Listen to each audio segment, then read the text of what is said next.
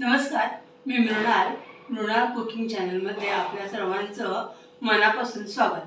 आज मी करते आहे मटार करंजी आणि त्यासाठी 3 वाट्या मटार मी सोलून घेतलेले आहे. गॅस चालू केलेला आहे. त्याच्यामध्ये थोडंसं मीठ घालून घेते. पाणी गरम झालेलं आहे. त्याच्यामध्ये हे मटार मी वाफवून घेते आहे. मटार वाफवून ते गार करून घ्यायचे आहेत.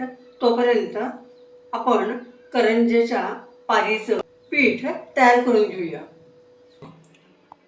2 वाटी मैदा घेतलेला आहे. पाव वाटी रवा घालते आहे.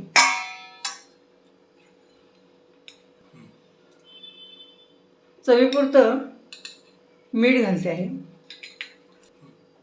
ओवा आहे, हाताने चोळून घेते आहे. या ओव्यामुळं आपल्या करंजीला खूप छान चव येणार आहे.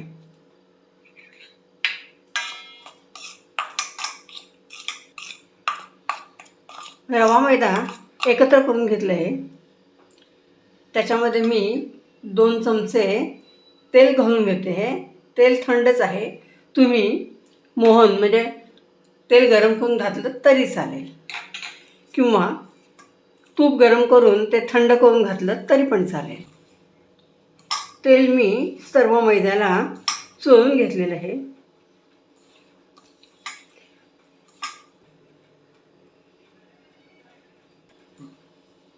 तेल रव्या मैद्याला छान लागलं आहे आणि त्यामुळे असा हा छान गोळा तयार होतो आहे.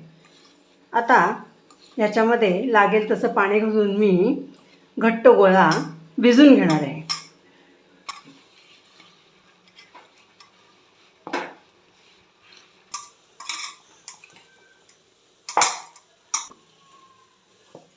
आपलं पीठ छान मळून झाले, घट्ट झाले. त्याच्यावर थोडंसं तेल लावते.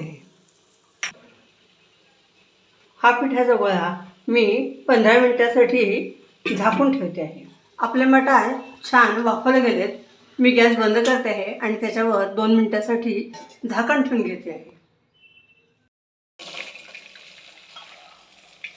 वाफवलेले मटार मी निथळून घेते आहे.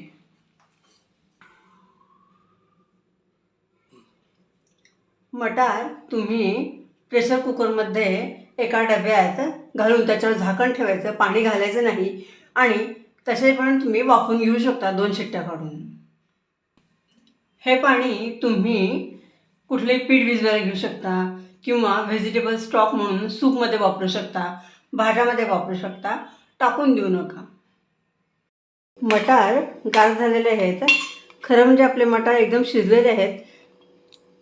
तरी पण मी थोडंसं जाडसर असं मिश्रण मिक्सरमधून काढून घेते आहे. मटार अर्ध बोबडे असे मी काढून घेतलेले आहेत.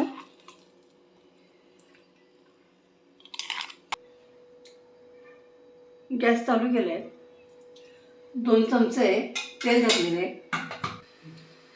जिरं मी नावालाच घातले, कारण जिरं, मिरची, आलं आणि 1 लसूण पाकळी घालून मी त्याचा ठेचा बनवलेला आहे. हिंग, थोडीशी हळद, जिरं, मिरची, आलं आणि अगदी किंचित 1च पाकळी लसूण घातले ठेच्यामध्ये. तो ठेचा घालून घेते.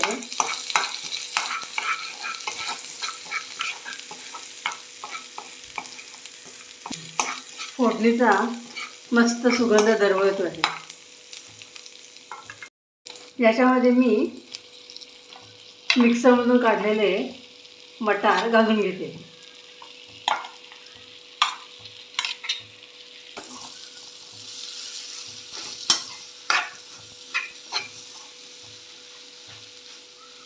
अर्ध बोबडं असं आपलं मटारचं वाटण झालेलं आहे आणि त्यामुळं मटारचा क्रंच करंजीमध्ये खूप छान येणार आहे. ह्याच्यामध्ये मी आता ओल्या नारळाचा चव घालून घेते आहे.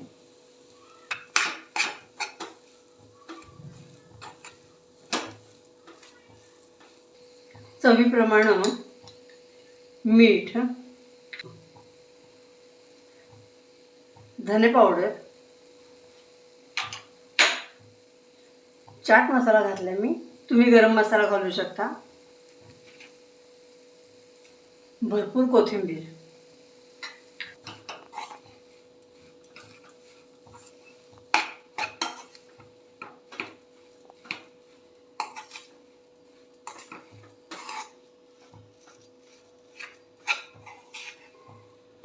मी थोडे काजूचे तुकडे घालते.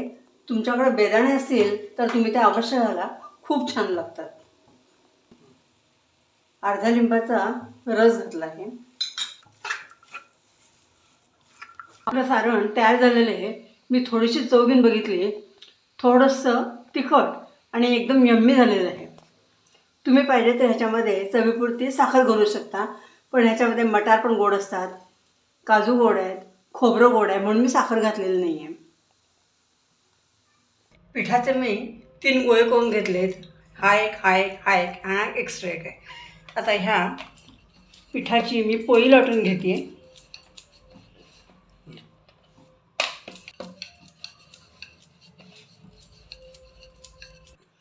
इथे मी 3 पोळ्या लाटून घेतल्या आहेत.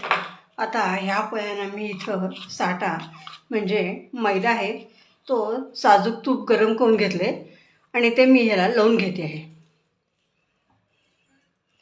म्हणजे आपली करंजी एकदम खस्ता होणार आहे, खुसखुशीत होणार आहे. याच्यावर दुसरी पोळी ठेवून घेतली आहे.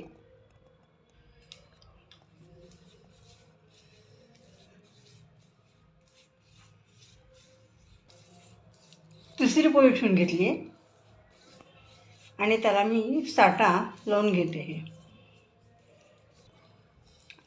आता ह्या सगळ्या पोळ्या मी फोल्ड करून घेणार आहे.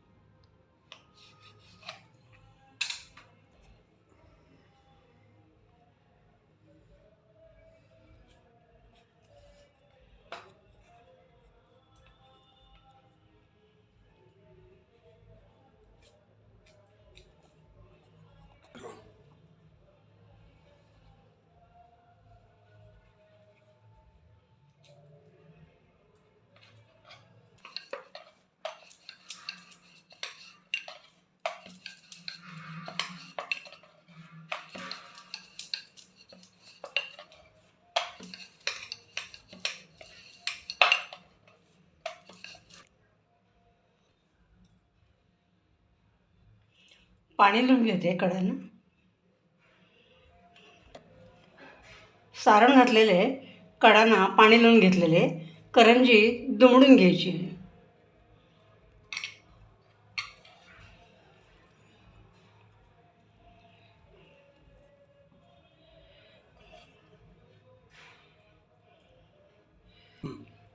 कातण्यानं तुम्ही कापून घेऊ शकता.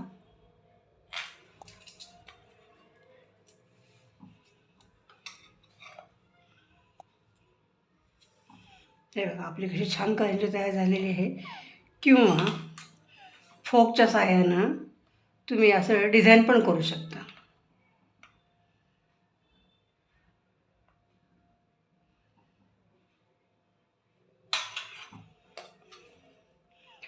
भरपूर आपण सारण ह्याच्यामध्ये घातलेलं आहे.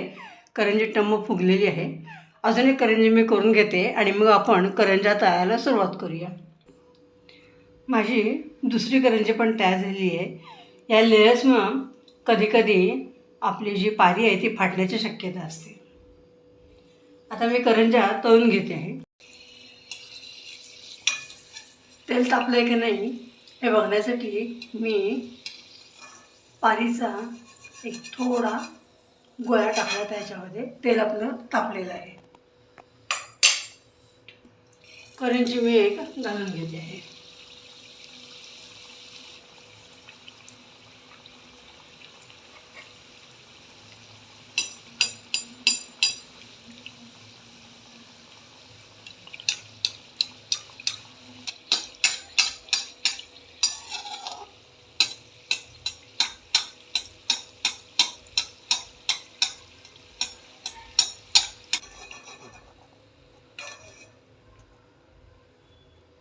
हे बघा कसं लेयर्स आलेत. माझ्या नातवाला अशा लेअरवाल्या करंज्या खूप आवडतात. दिवाळीत त्याने खूप एन्जॉय केलं.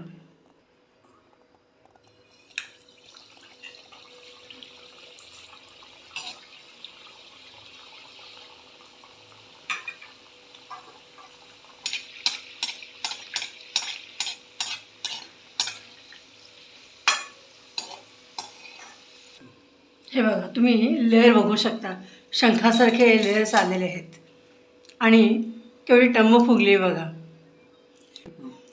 आता बाकीच्या करंज्या मी तळून घेते आहे.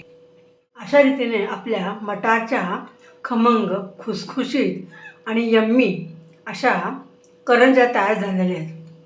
तुम्ही जर बघाल तर हे बघा किती लेयर्स आलेत, खारीसारखे लेयर्स आलेत आणि चव तर एवढी अप्रतिम आलेली आहे की काही बोलायचीच सोय नाही आहे. इथं मी मैदा आणि रवा वापरला आहे, त्याच्याऐवजी तुम्ही कणिक वापरूनसुद्धा करंज्या करू शकता.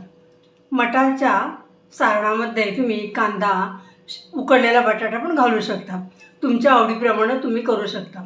रेसिपी आवडली असल्यास लाईक, शेअर, सबस्क्राईब करा. तुमच्या प्रतिक्रिया कळवा. तुमच्या प्रतिक्रियांमुळं, लाईक शेअर केल्यामुळं आमच्यासारख्यांचा उत्साह वाढतो. त्यामुळं नक्कीच सबस्क्राईब आणि शेअर करा. अशाच वेगवेगळ्या रेसिपी घेऊन मी परत येणार आहे. तोपर्यंत स्वस्थ राहा, आनंद लुटा. धन्यवाद.